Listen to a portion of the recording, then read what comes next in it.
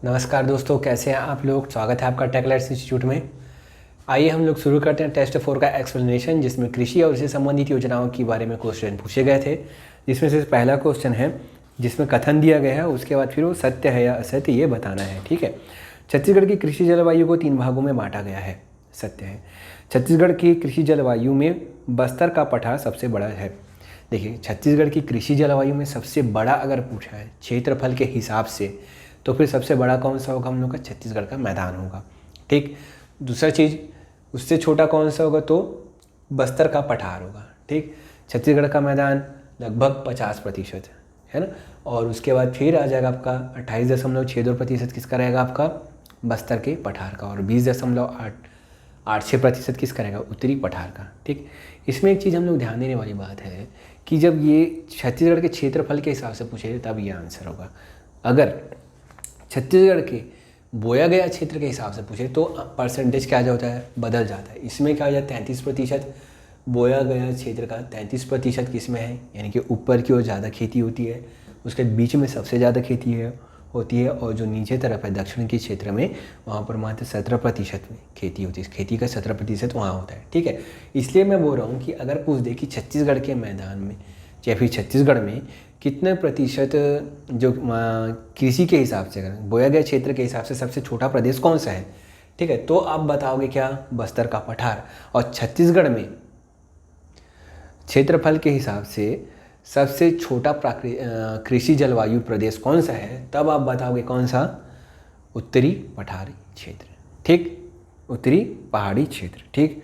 चलिए आगे बढ़ते हैं अगले क्वेश्चन की ओर, जिसमें कहा गया कि प्रतिभूमि किसे कहते हैं। सिंपल का क्वेश्चन है। अगर प्रतिभूमि ऐसी भूमि को कहते हैं जहाँ पर कृषि नहीं हो रही है, ऐसी भूमि को क्या बोलेंगे? प्रतिभूमि। तो इस प्रकार इसका आंसर क्या हो जाएगा? बी।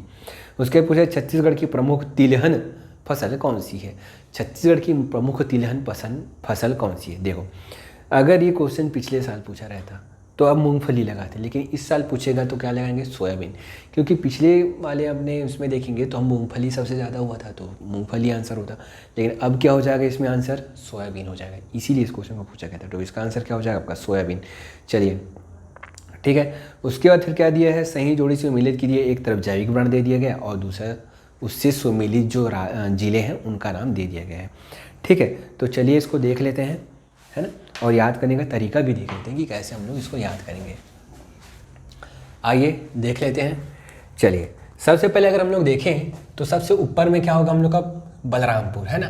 तो बलरामपुर का क्या होगा आपका? बलरामपुर। ठीक है, बलरामपुर। बलरामपुर के ब्रांड का क्या नाम है? तो फिर चांगरो राइस। क्या आपका? चांगरो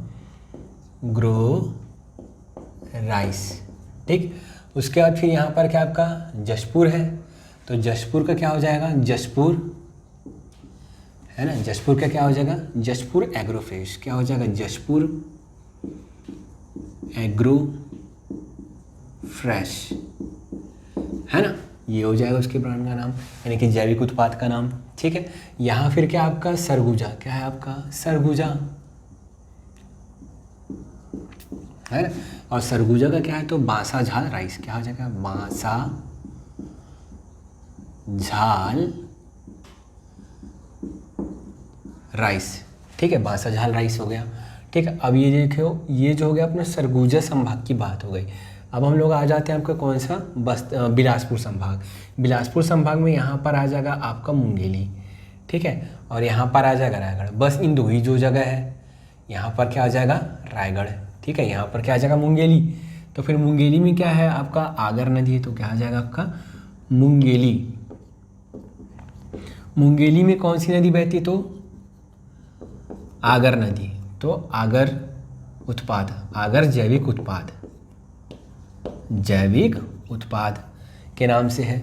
यहाँ पर क्या आपका? रायगढ़, है ना। और रायगढ़ में कौन सी नदी बहती है? केलो नदी। तो इसके ब्रांड का क्या नाम हो जाएगा? केलो ब्रांड। ठीक है। अब आ जाते हैं हम लोग का इस वाले में, इस तरफ क्या आपका? दुर्ग। ये कौन सा संभाग है? रायपुर। तो रायपुर में दो जगह है, एक तो रायपुर और दूसरा कौन सा है आपका? धमतरी, है ना। एक रायपुर है और एक क्या है? धमतरी है। ठीक है। तो रायपुर का क्या हो जाएगा? रायपुर का रायपुर ऑर्गेनिक क्या हो जाएगा? रायपुर ऑर्गेनिक, है ना, ठीक।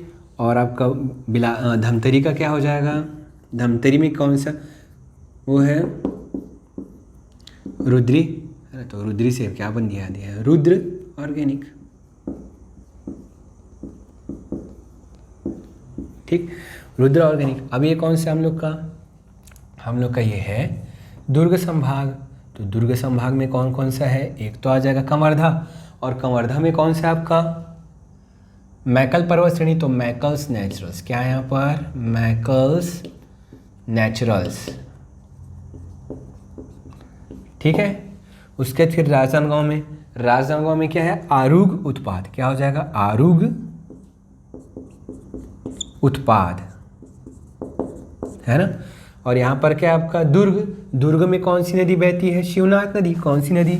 शिवनाथ नदी। तो इसका क्या है? दुर्ग का ब्रांड का क्या नाम हो जाएगा? शिवनाथ ऑर्गेनिक, क्या हो जाएगा? शिवनाथ ऑर्गेनिक, ठीक है। अब आ जाते हैं हम लोग के कौन से? बस्तर में। बस्तर में कौन कौन सी जगह है? एक तो आपका कोंडागांव, दूसरा है आपका बस्तर, और तीसरा क्या है आपका? दंतेवाड़ा। तो कोंडागांव, बस्तर और दंतेवाड़ा। कोंडागांव के ब्रांड का क्या नाम है? जैविक ब्रांड का नाम पंचतत्व, क्या है? पंचतत्व, ठीक। और बस्तर की जैविक ब्रांड का क्या नाम है? बस्तर नेचुरल्स, क्या नाम है? बस्तर नेचुरल्स, ठीक है। और आपका दंतेवाड़ा का क्या नाम है? आदिम ब्रांड, क्या है? दंतेवाड़ा का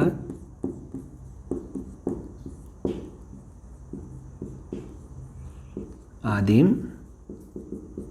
ब्रांड, ठीक है। तो इस प्रकार हम लोग देखेंगे एक बार कि बलरामपुर का कौन सा है? चांगरो राइस, ठीक। जशपुर का जसपुर एग्रो फ्रेश, सरगुजा का है बांसाझाल राइस, रायगढ़ का है किलो ब्रांड। इस तरफ मुंगेली में आगर नदी बहती है, इसलिए आगर जैविक उत्पाद। उसके बाद फिर नीचे रायपुर संभाग का देख लेते हैं। रायपुर संभाग में रायपुर ऑर्गेनिक और रुद्र ऑर्गेनिक धमतरी का, है ना। उसके बाद फिर देख लेते हैं हम लोग कंवर्धा का मैकल्स नेचुरल्स। उसके बाद फिर राजनांदगांव का आरूग उत्पाद। दुर्ग में क्या आ जाएगा? दुर्ग का शिवनाथ ऑर्गेनिक। और उसके बाद कोंडागांव का पंचतत्व, बस्तर का बस्तर नेचुरल्स और दंतेवाड़ा का आदिम ब्रांड। इसमें ध्यान देने वाली बात यह है कि जो भी आपका जिला है, जिला का नाम जिसमें ऐड है वो नहीं पूछेगा ना। उसका क्या क्या पूछेगा? एक तो किलो वाला पूछ सकता है, एक तो मैकल्स वाला पूछ सकता है, आगर वाला पूछ सकता है, चांगरो राइस पूछ सकता है, बांसाझाल पूछ सकता है। इन सब को ज़्यादा हम लोग याद रखिए, फोकस कीजिए, है ना। रुद्र पूछ सकता है, पंचतत्व पूछ सकता है, बस्तर नहीं पूछ सकता, आदिम ब्रांड पूछ सकता है। इस टाइप से आप ये याद कीजिए, ठीक है। चलिए बढ़ते हैं अगले क्वेश्चन की ओर, जिसमें पूछा गया है उद्यानिकी फसलों के उत्पादन के आधार पर घटते क्रम में जमाइए, ठीक है। अगले क्वेश्चन में पूछा कि उद्यानिकी फसल है उसको क्रम में जमाइए, ठीक है। अब मैं क्रम बता रहा हूँ, ये उत्पादन के भी हिसाब से है और रोपित रकबा के हिसाब से भी है, यानी कि कितने जगह में उगाया जाता है इसके हिसाब से है। दोनों के हिसाब से सेम सीक्वेंस है, आप याद करिए, ठीक है। अब देखिए याद करना कैसे है भाई। ये सब्जी का साइज क्या होता है? बड़ा होता है। उससे छोटा क्या हो जाएगा आपका? फल, है ना। उससे छोटा का क्या हो जाएगा आपका? साइज। मसाला का साइज उससे छोटा। उससे छोटा साइज किसका होता है? पुष्प का, है ना। और उससे छोटा साइज किसका होता है? औषधि एवं सुगंधित फसल का,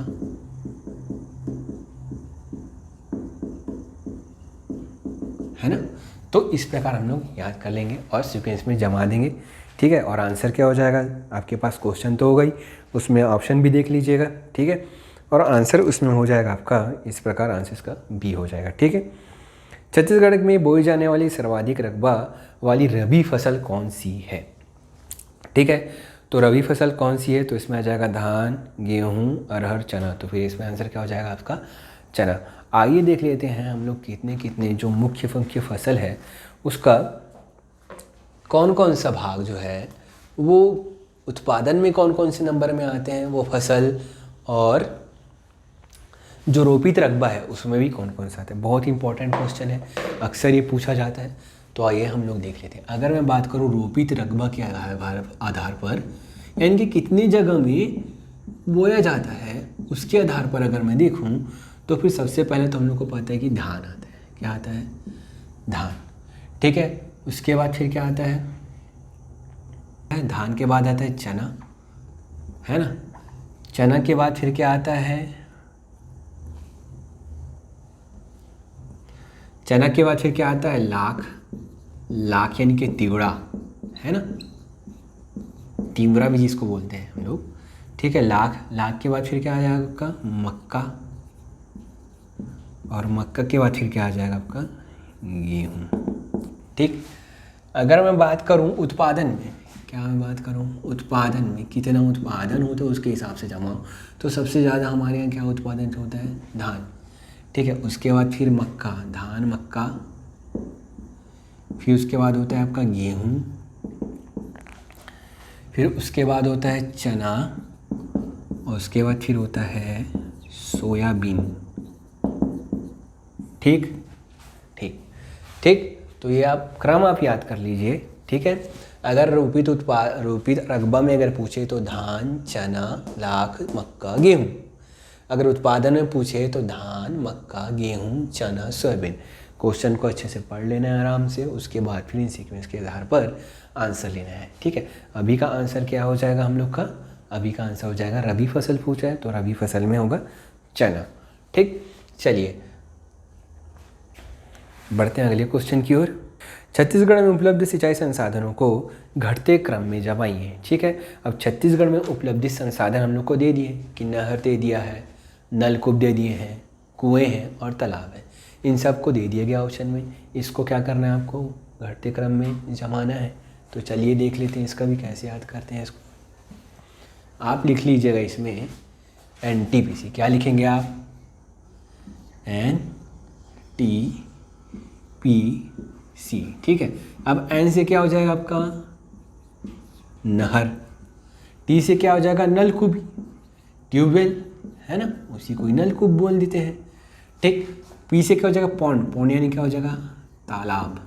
ठीक, और C से याद रख लीजिएगा कुआं। ठीक, अब नहर से कितना प्रतिशत होता है अगर पूछ ले तो फिर 52%।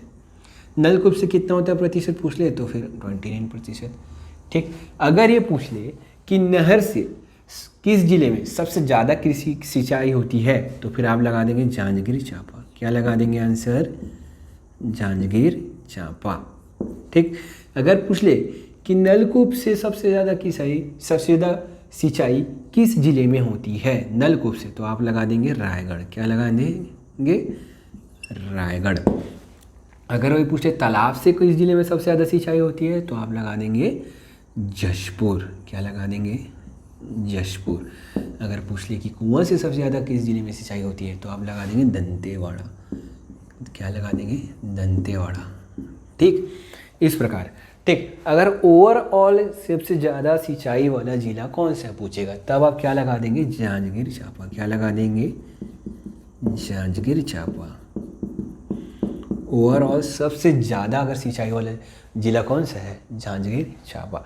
चलिए ठीक है, आगे बढ़ते हैं अगले क्वेश्चन की ओर। सर्वाधिक सिंचाई वाला जिला कौन सा है तो फिर जांजगीर चांपा आ गया आंसर। निम्नलिखित में से कहाँ सुकर प्रजनन क्षेत्र नहीं है? सकालो, परचमपाल, सरोरा, कुनकुरी। ठीक है, तो हमको पता है कि सकालो, परचमपाल और कुनकुरी में सुकर प्रजनन केंद्र है, और सरोरा में क्या है? बकरी प्रजनन केंद्र। ठीक है ना। और कहाँ कहाँ है बकरी प्रजनन केंद्र? तो एक तो हम लोग का क्या हो जाएगा? सरोरा, दूसरा हो जाएगा पकरिया, पेंड्रा। ठीक है, और एक हो जाएगा रामपुर, ठाठापुर, कवर्धा में। ठीक है, चलिए ये हो गया। बढ़ते हैं अगले क्वेश्चन की ओर। छत्तीसगढ़ उद्यानिकी मिशन छत्तीसगढ़ के कितने जिलों में छत्तीसगढ़ में राष्ट्रीय उद्यानिकी मिशन में छत्तीसगढ़ के कितने जिले सम्मिलित हैं?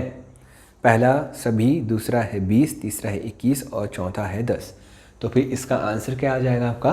20। ठीक है, अब कौन कौन से जिले हैं ये भी देख लेते हैं। ठीक है, क्या हो गया इसका? राष्ट्रीय उद्यानिकी मिशन। क्या हो जाएगा? राष्ट्रीय उद्यानिकी मिशन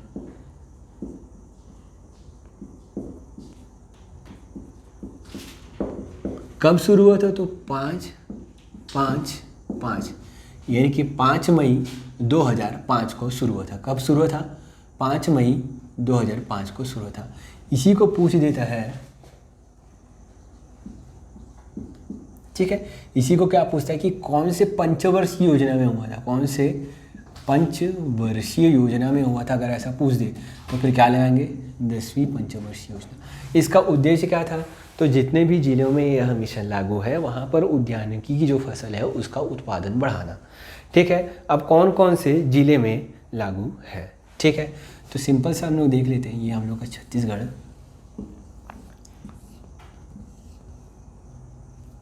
ठीक है, ठीक, तो इसके सभी जिले यानी कि सरगुजा के सभी जिले और दुर्ग के सभी जिले, ठीक है, सरगुजा के सभी जिले और दुर्ग के सभी जिले। इसमें बिलासपुर में कौन से जिला नहीं है? तो फिर जांजगीर चांपा नहीं है। कौन से नहीं है? जांजगीर चांपा नहीं है। ठीक है, रायपुर, अब इस वाले में देख लेते हैं। इस वाले में महासमुंद, पेन टपक गया मतलब ये वाला क्वेश्चन आएगा, देख लेना आप लोग। ठीक, चलिए इसमें क्या हो जाएगा? महासमुंद में नहीं है और धमतरी में नहीं है।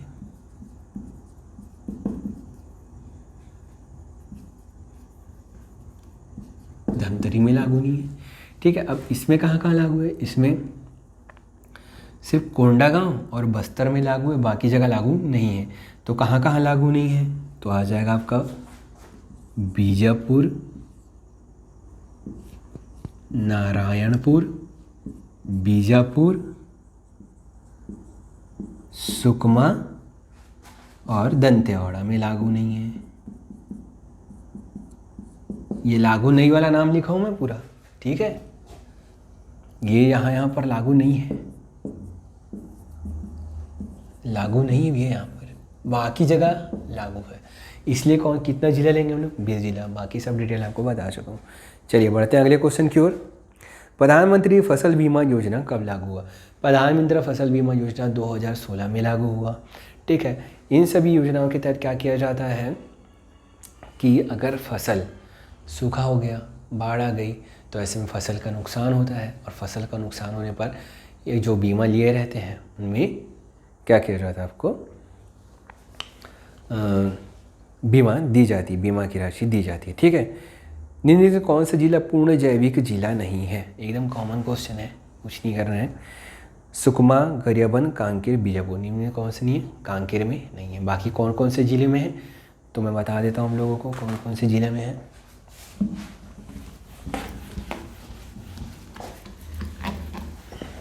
ठीक है, अब ये अपना छत्तीसगढ़ है,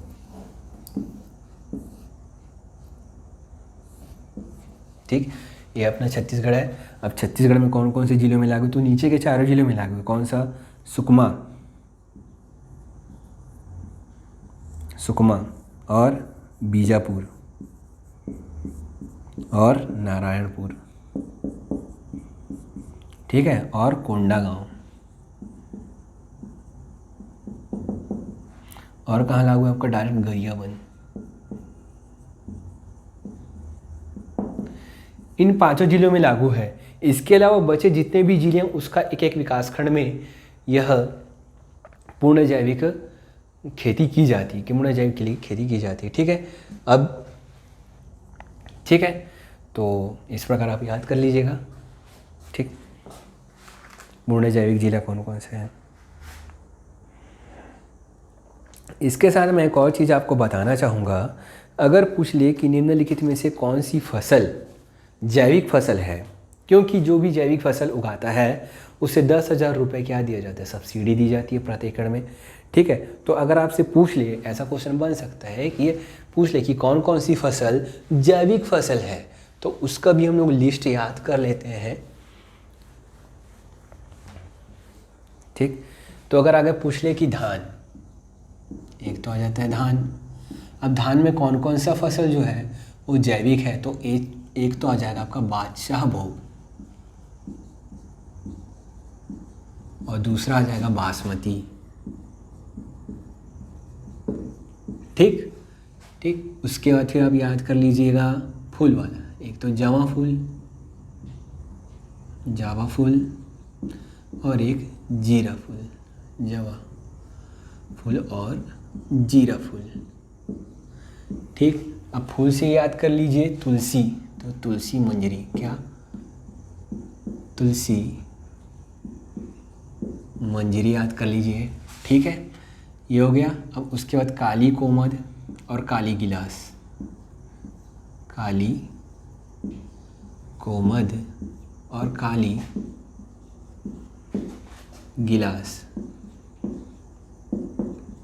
ये याद कर लीजिए, काली कोमद और काली गिलास। इसके अलावा तिलक कस्तूरी, तिलक कस्तूरी, इसको अब याद कर लीजिए। ठीक है,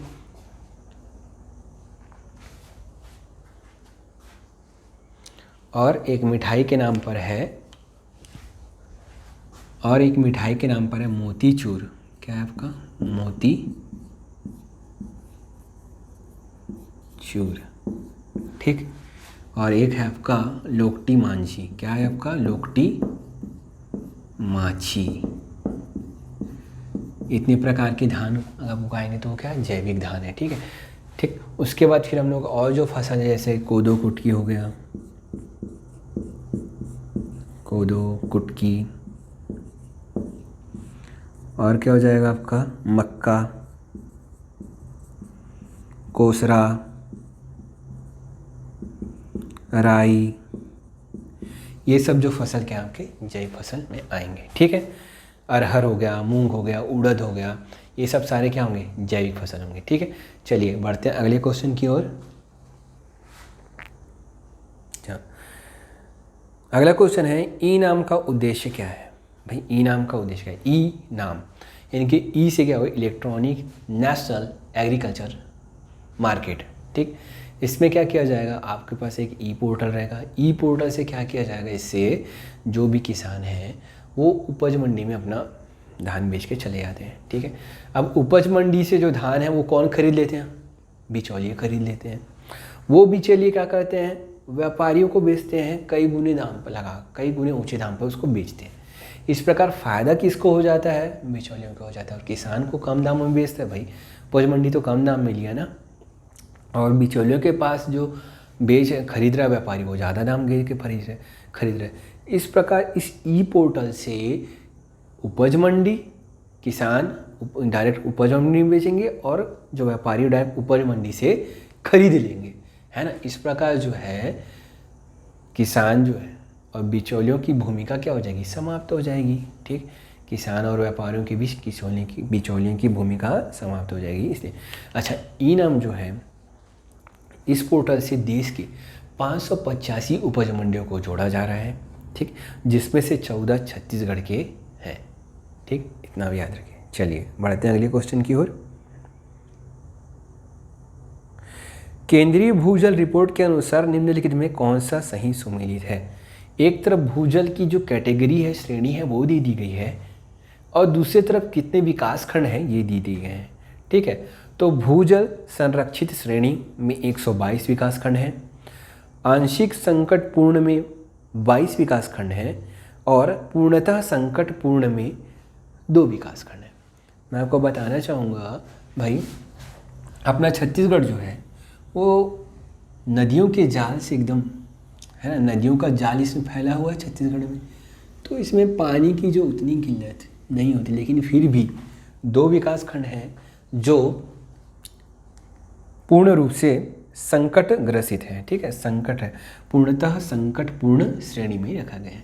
अब मैं क्या बोल रहा हूँ कि ऐसे विकास खंड जहाँ भूजल संरक्षित श्रेणी, भूजल संरक्षित श्रेणी, है ना, संरक्षित श्रेणी, और कौन सा? आंशिक संकटपूर्ण, आंशिक संकटपूर्ण श्रेणी, है ना। और क्या आ जाएगा आपका? संकटपूर्ण श्रेणी, पूर्णतः संकटपूर्ण श्रेणी, पूर्णतः संकटपूर्ण श्रेणी। भाई जहाँ यहाँ पर बारिश नहीं होती है वो आ जाएगा क्षेत्र। ठीक है, अब ये भूजल रिपोर्ट है तो हम लोग को याद कर लेनी चाहिए, ठीक है। और ये अपना दिया भी हुआ है कि हाँ आर्थिक सर्वेक्षण में, इसलिए भी इम्पोर्टेंट हो जाता है। तो इसको याद करना बड़ा आसान है। 122, 22 और 02 विकास खंड, क्या है विकास खंड, ठीक है। चलिए इतना हो गया, आगे बढ़े अगले क्वेश्चन की ओर। CADWM प्रोग्राम में कौन सी परियोजना शामिल की गई है? कोडार परियोजना, भैंसाझार परियोजना, खुड़ियाभान परियोजना या खारंग परियोजना, ठीक है। CADWM परियोजना यानी कि command area development and water management programme, इसके तहत खारंग को शामिल किया गया है।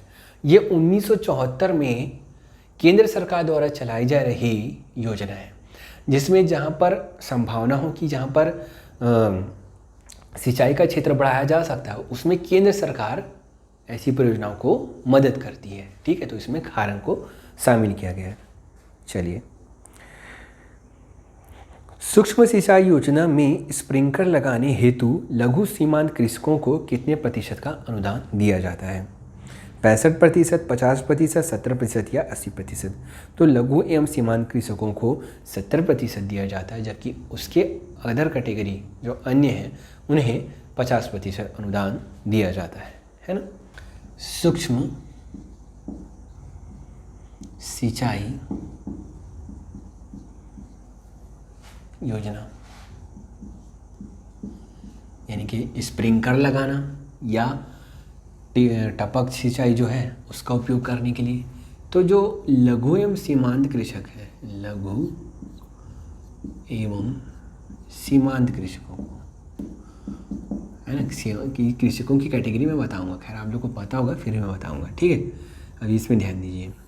और क्या, जो अन्य कैटेगरी की किसान है, अन्य किसान, इनको कितना मिलता है भैया? इनको मिलता है 70%। ओके, बढ़िया है। इनको कितना मिलता है? इनको मिलता है 50%, ठीक। इनको अब केंद्र सरकार कितना देती है? इसमें केंद्र सरकार का कितना भाग है और इसमें केंद्र सरकार का कितना भाग है, इसमें राज्य सरकार का कितना भाग है और इसमें राज्य सरकार का कितना भाग, ठीक है। तो केंद्र सरकार इसमें देती है 33-37, कितनी? 33-37, इसमें कितना है? 33% और 37% के रेशियो में देती है, ठीक है। और इसमें 27-33, 27-23, 27-23,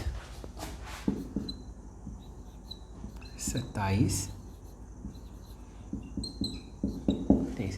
है ना। तो सूक्ष्म सिंचाई परियोजना के तहत लघु सीमांत कृषकों को 70% मिलता है और अन्य किसानों को 50% मिलता है, जिसमें केंद्र सरकार की भागीदारी और राज्य सरकार की भागीदारी अगर देखें तो 33 से 37, ठीक। और अगर 50% वालों में 27-23, 33-37, 27-23, ठीक है, पूछ सकता है, याद रखिएगा, ठीक। चलिए अगले बढ़ते हैं अगले क्वेश्चन की ओर। चावल अनुसंधान केंद्र कहाँ स्थित है? लुड़ेक, लाभांडी, जगदलपुर, कबीरधाम। लुड़ेक को टमाटर की राजधानी बोलते हैं, वहाँ चावल अनुसंधान केंद्र नहीं है, ठीक है। जबकि लाभांडी में चावल अनुसंधान केंद्र है, ठीक है। तो आंसर आएगा तो आप कहाँ लगाएंगे? लाभांडी लगाएंगे, ठीक। अगर पूछ दिया भारत का चावल अनुसंधान केंद्र कहाँ पर है तो कहाँ लगाएं? कटक, ठीक। अगर पूछ दिए विश्व का चावल अनुसंधान केंद्र कहाँ पर है तो आप लगाएंगे लॉस बोनस, फिलीपींस में, ठीक है। वैसे फिलीपींस पूछता है तो फिलीपींस आप लगाएंगे, ठीक है। कृषि विज्ञान केंद्र की संख्या कितनी है? 20, 40, 50, 30। तो इसका आंसर हो जाएगा 20। कितना हो जाएगा इसका आंसर? 20। आइए हम लोग देख लेते हैं जैसे, ठीक है। तो इसका आंसर क्या हो जाएगा? 20 हो जाएगा, जिसमें 20 जो है कृषि विज्ञान केंद्र, ठीक। और कृषि सूचना केंद्र अगर बोलेंगे तो 360, कृषि क्लब अगर बोलेंगे, कृषक क्लब अगर बोल देंगे तो 700। कितना? 20, 360 और 700। कृषि विज्ञान केंद्र 20, कृषक सूचना केंद्र 360 और कृषक क्लब अगर बोलेंगे तो कितना आ जाएगा? 700।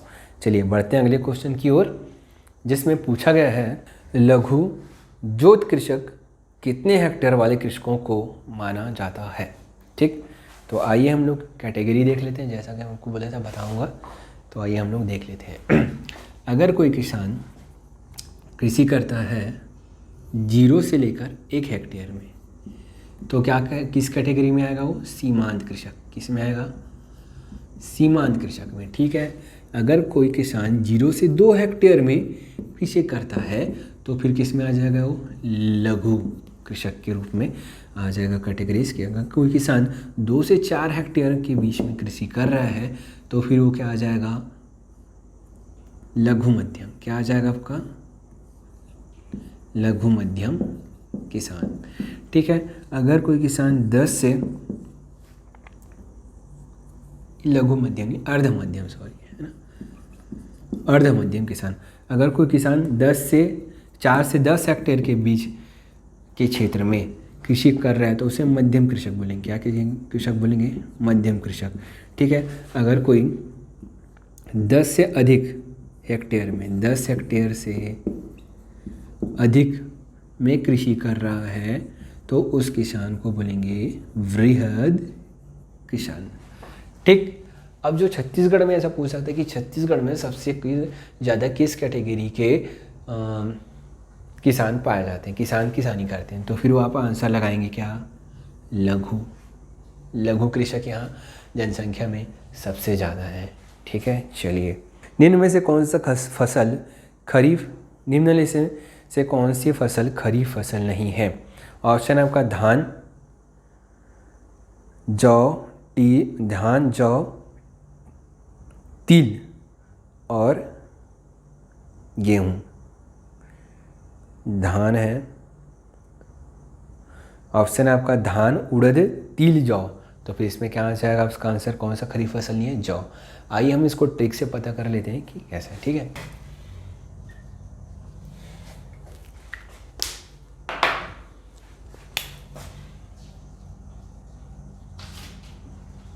खरीफ, रबी,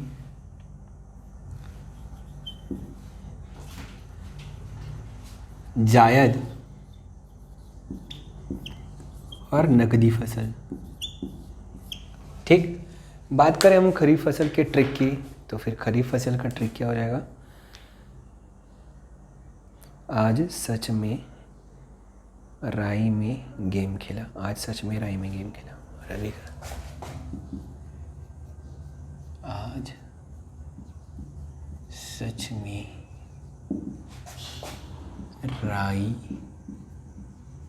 में गेम खेला। ठीक है, खरीफ का क्या हो जाएगा?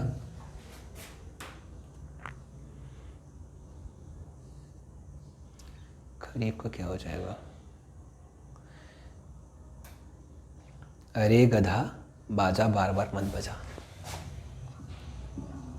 अरे गधा बाजा बार बार मत बजा। जायद, नगदी, कागज में तंबाकू, कागज में तंबाकू। और जायद क्या हो जाएगा आपका? ताऊ, ताऊ, ताऊ, चना, ताऊ खीर खाकर मरे। ताऊ खीरा खाकर मरे। ठीक है, तो इसमें आ जाएगा। तो चलिए देखते हैं ट्रिक। ठीक, तो देख रहे हैं सबसे पहले अरे गधा, खरीफ का हम लोग ट्रिक देख रहे हैं जिसमें लिखा हुआ है अरे गधा बाजा बार बार मत बजा। ठीक, अरे गधा बाजा बार बार मत बजा। तो अरे से क्या हो जाएगा आपका? अरहर। क्या हो जाएगा? अरहर। ग से क्या हो जाएगा आपका? गन्ना। ठीक है, धा से क्या हो जाएगा आपका? धान। बा से क्या हो जाएगा आपका? बाजरा। ठीक है, बा से क्या हो जाएगा? बाजरा। और बार बार से हो जाएगा ज्वार। क्या हो जाएगा? बार बार से क्या हो जाएगा? ज्वार। म से क्या हो जाएगा आपका मक्का, क्या हो जाएगा मक्का, ठीक है। त से क्या हो जाएगा तिल, क्या हो जाएगा आपका तिल, ठीक। त से क्या हो जाएगा तिल, बाकी वजह ऐसी है, ठीक, ट्रिक के लिए।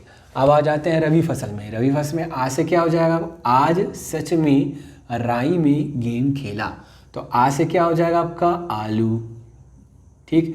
ज से क्या हो जाएगा आपका जौ, जौ, ठीक है। स से क्या हो जाएगा सरसों, सरसों। च से क्या हो जाएगा चना, क्या हो जाएगा चना। र से राई वही रहेगा। गे से हो जाएगा गेहूं, और म से क्या हो जाएगा मटर, ठीक। इस प्रकार ये हो जाएगा।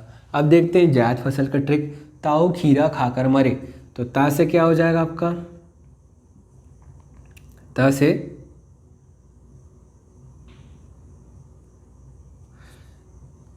क्या हो जाएगा आपका, जायद फसल का ट्रिक क्या हो जाएगा, ताऊ खीरा खाकर मरे, तो कि त से क्या हो जाएगा आपका तरबूज, क्या हो जाएगा आपका तरबूज। ऊ से क्या हो जाएगा उड़द, खीरा से खीरा, खाकर मरे, है ना। और खीरा में ककड़ी, ये सब चीज़, खीरा खाकर, कर में ककड़ी, और म से हो जाएगा मूंग, क्या आ जाएगा मूंग, मरे, ठीक है। नगदी फसल में कागज, तो का से क्या आ जाएगा आपका ऐसा फसल जो किसान खुद कंज्यूम नहीं करता, क्या कर देता है वो बेच देता है, जिससे अन्य उत्पाद बनते हैं, तो का से क्या हो जाएगा आपका कपास, ठीक है। उसके बाद से क्या हो जाएगा गन्ना। ज से क्या हो जाएगा जूट, और तंबाकू से तंबाकू, ठीक। तो इस प्रकार जो हम लोग ट्रिक से याद कर लेंगे, ठीक, और आगे बढ़ जाएंगे सीधे से, ठीक। वही देखिए, मैं आपसे एक चीज़ कहना चाहता हूँ। बहुत सारे हमारे जो स्टूडेंट हैं वो क्या करते हैं, भाई आप टेस्ट दिला रहे हो, मान ली कुछ इसमें गड़बड़ हो गया है ना, तो आप हमारे इंस्टीट्यूट में कॉल कर लीजिए, ठीक, वो क्लियर हो जाएगा, कोई भी स्टूडेंट हो, ठीक। दूसरी बात ये है कि क्या कहते हैं भाई टेस्ट है, मान लीजिए अच्छे से नहीं बना हमसे, तो हम वो पूरा दिन बर्बाद कर देते हैं कि अरे यार अच्छा नहीं बना, अच्छा नहीं बना, अच्छा। भाई ऐसा मत कीजिए, है ना। वो दिन को आप बचाइए। एक ही टेस्ट नहीं है या एक ही पेपर नहीं है जिसमें आप वो करिए, जो आगे का टेस्ट है उसके बारे में आप अपने आप को इम्प्रूव करने के बारे में सोचिए कि हाँ यार मेरे से ये गलती हुई है कि अब मैं अगली बार ऐसा नहीं करूँगा, ठीक है ना। 4 बार हो रहा है रिविज़न, कोई दिक्कत वाली बात नहीं है, आपका एकदम परफेक्ट हो जाएगा हर चीज़। बस आप इसी तरह क्या करते जाइए, पढ़ते जाइए। देखिए लोग क्या करते हैं कि अपने लक्ष्य के ऊपर जो बोलते हैं ना कि अपना ध्यान सिर्फ लक्ष्य ऊपर के रखो, लक्ष्य के ऊपर रखो।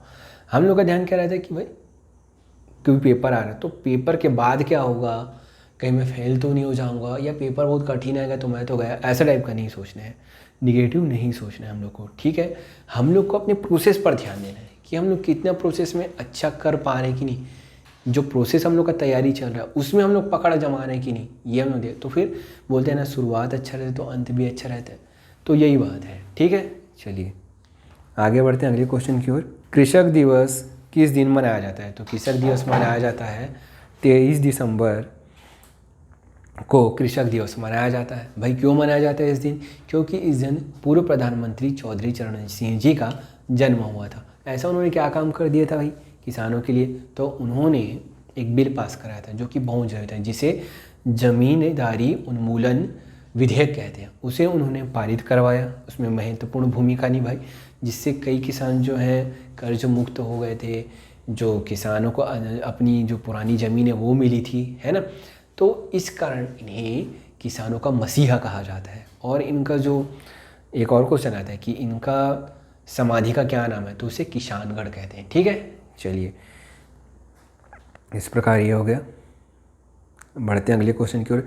निम्नलिखित में कौन किस दलहन को न्यूनतम समर्थन मूल्य नहीं मिलता, तो फिर चना को नहीं मिलता, बाकी मूंग अरहर उड़द इन सब तिलहन को क्या दलहन को क्या मिलता है, न्यूनतम समर्थन मूल्य मिलता है, बाकी चना को नहीं मिलता, ठीक है। कृषि उपज मंडियों की संख्या कितनी है, तो छत्तीसगढ़ में कृषि उपज मंडियों की संख्या कितनी है 69, है ना। चलिए ठीक है। और उपमंडियों की संख्या कितनी है 118, और प्राथमिक शाखा केंद्र की कितनी संख्या है, तो 1333, ठीक है 1333, ठीक। उसके बाद वृहद परियोजना निर्मित परियोजना इन सबको सम्मिलित कीजिए, ठीक है। देख लेते हैं अगला क्वेश्चन है वृहद परियोजना में कौन सा सम्मिलित करना है, ठीक है देख लेते हैं इसको। एक क्या आपका वृहद परियोजना, दूसरा आपका मध्यम परियोजना, और तीसरा है आपका वृहद परियोजना, मध्यम परियोजना और लघु परियोजना, है ना। ऐसा करके 3 कैटेगरी में बांटा गया है।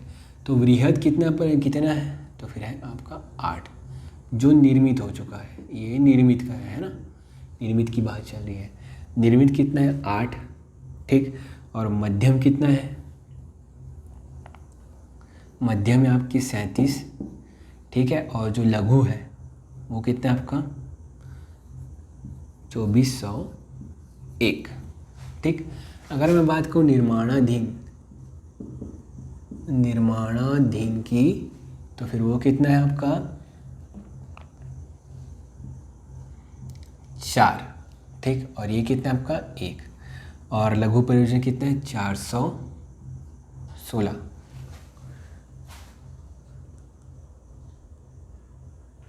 है ना। वो कितना है आपका 416, ठीक।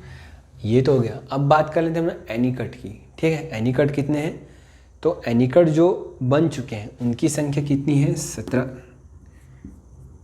एनीकट उनकी संख्या कितनी है 1734, ठीक। और जो निर्माणाधीन है वो कितने हैं 186, निर्माणाधीन कितने हैं 186, ठीक है। चलिए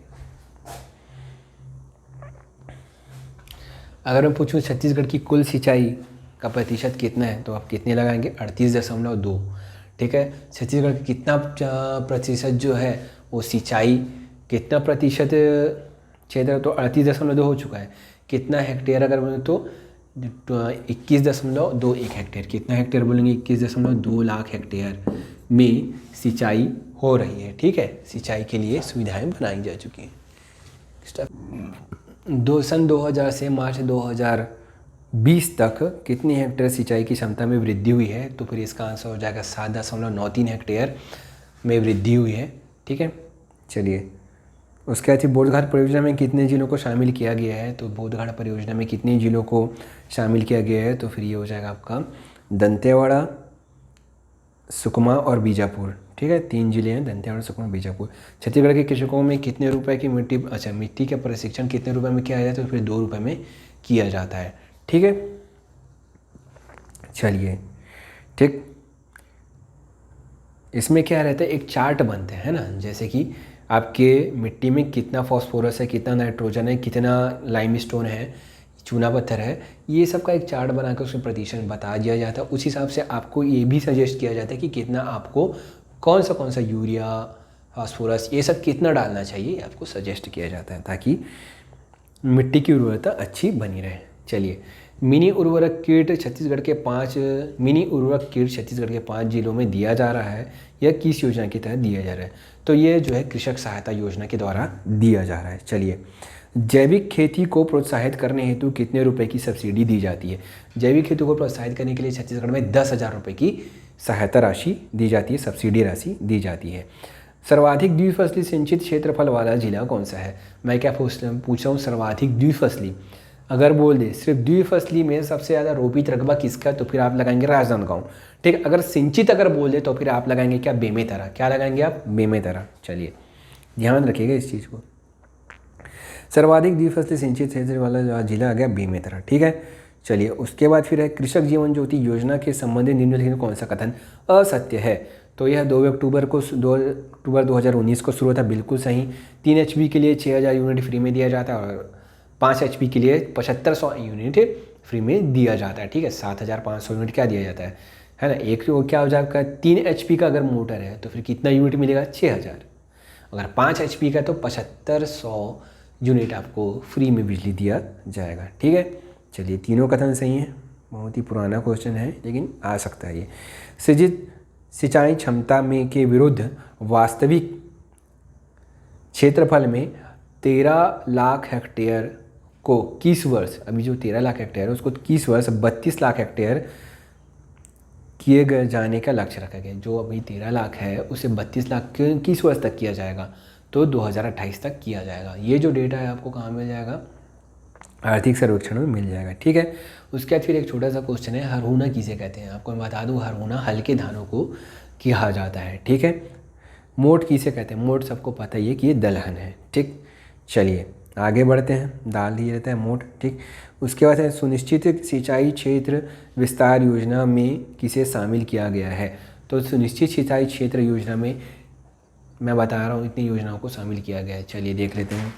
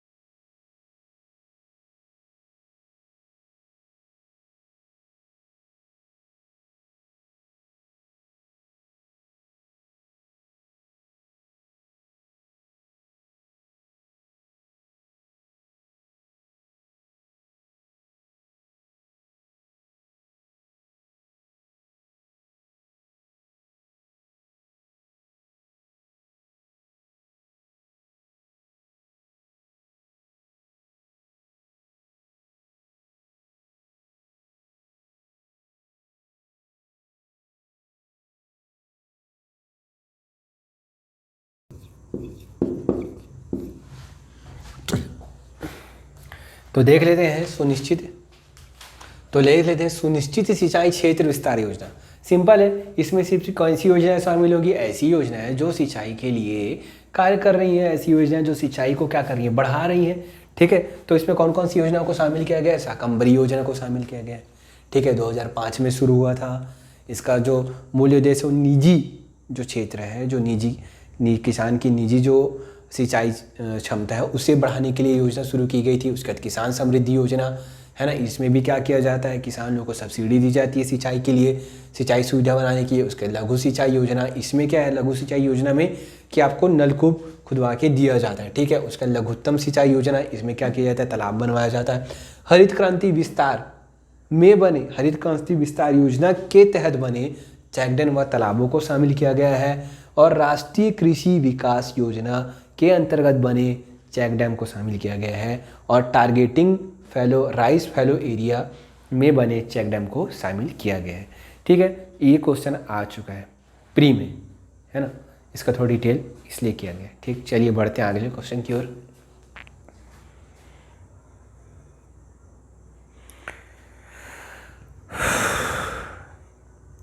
छत्तीसगढ़ की शाकंभरी योजना का उद्देश्य क्या है। तो जल संरक्षण नहीं, पेयजल का प्रबंधन, निजी स्रोतों से सिंचाई में वृद्धि और वृष्टि छाया प्रदेशों में। तो इसका सीधा सीधा है कि 2005 में शुरू किया गया था। और जो निजी क्षेत्र में जो विस्तार सिंचाई का जो विस्तार है उसे बढ़ाने के लिए है, जो निजी अपना करना, जैसे कि नलकूप के लिए उनको नलकूप खुदवाना है, उन्हें 70% सब्सिडी दी जाती है। और जो कुआं खुदवाते हैं उन्हें 50% सब्सिडी दी जाती है। ठीक है, चलिए उसके बाद फिर क्या है, इंदिरा खेत गंगा योजना जो वर्तमान में किसान समृद्धि योजना के नाम से जाना जाता है, राज्य सरकार द्वारा इसे किस वर्ष प्रारंभ किया गया। तो इसे 2002 में प्रारंभ किया गया था। ठीक है, चलिए